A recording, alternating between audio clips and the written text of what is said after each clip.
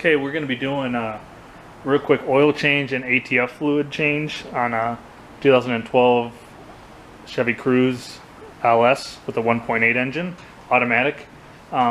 Really simple job, but I'll just go over the basics with it here in the video.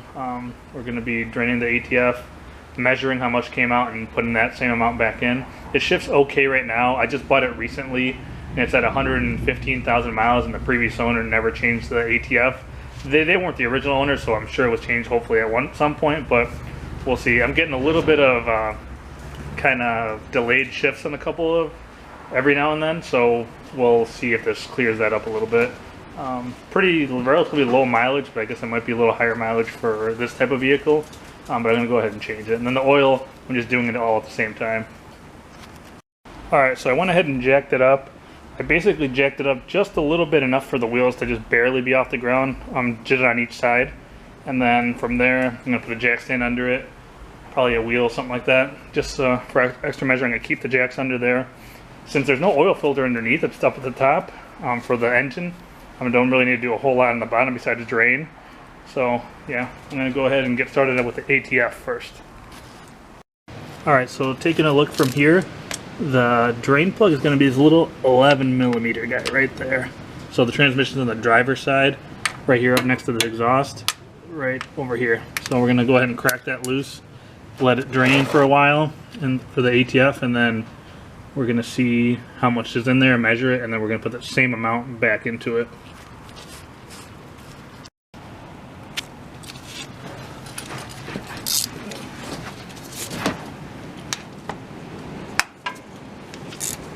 And it's not very tight. I'll have to look up the torque rating.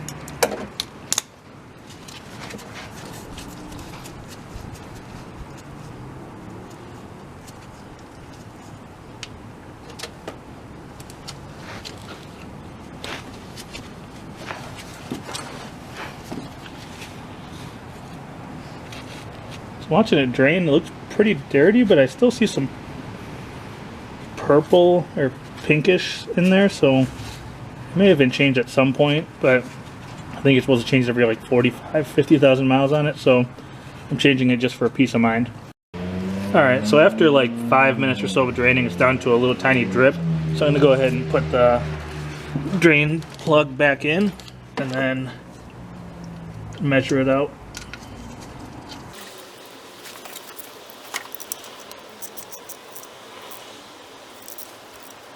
Alright, that's about as much as I'm doing on there. It was very loose, or not loose, but it was not that tight, so I didn't want to crank it down since it's a little tiny bolt into aluminum casing.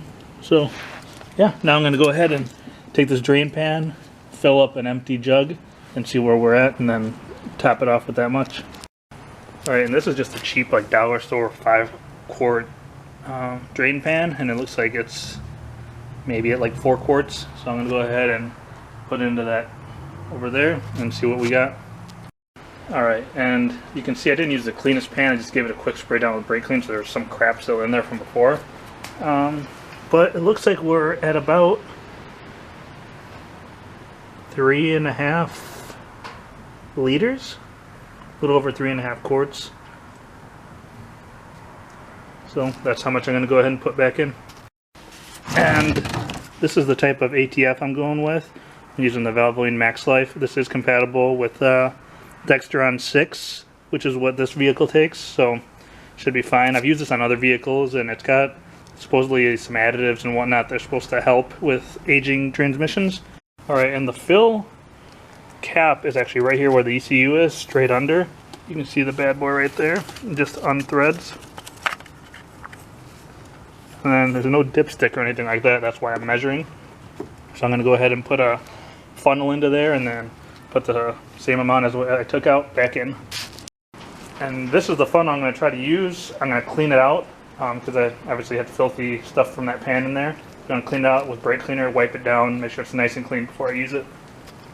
Alright, so I cleaned up that funnel real nicely, wiped it down, dried it off, so it should be good, and it perfectly fits right down into there. And I'm just going to go ahead and fill her up. And like I said, the 3.78, so I'm going to use most of that. There's only going to be a little bit left.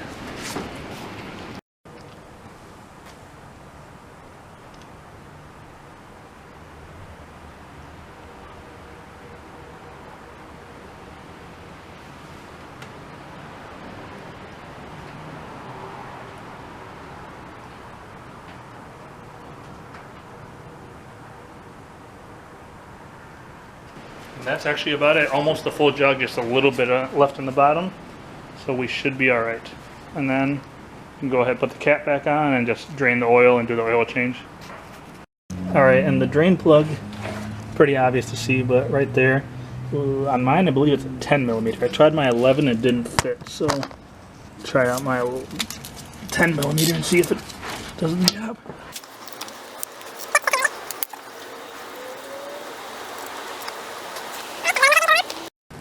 Alright, and that's almost done draining, so I'm going to move up to the top. So, oil filter housing is actually right down there next to the exhaust manifold, and it's a 24 millimeter nut on it. Okay, so it wasn't much oil that came out. You can see this old girl's a little filthy. I'm going to pop it off and then put the new one on.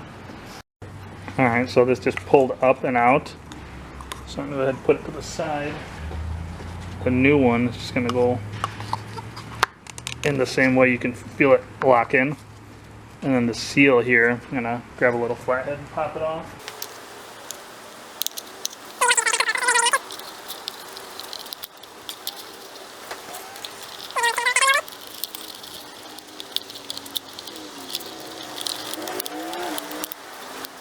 Alright, got it on all the way around. Using some of the old oil there to lube it up. Make sure that's good. So I'm going to go ahead and just stick the old girl back in there. Got it hand tight, and I'm just going to crank it down with a ratchet. It wasn't very tight at all, so just going to more or less go a little past snug. Alright, and something that I always do after it's tightened down is feel all the way around it just to make sure that gasket didn't come off or pop out in any part, and it didn't. I had issues with a previous vehicle where I didn't check that and it was cockeyed in there and it ended up leaking oil once I started it up. Alright, and then now I'm just going to go ahead and fill up the oil. I don't really need to show it.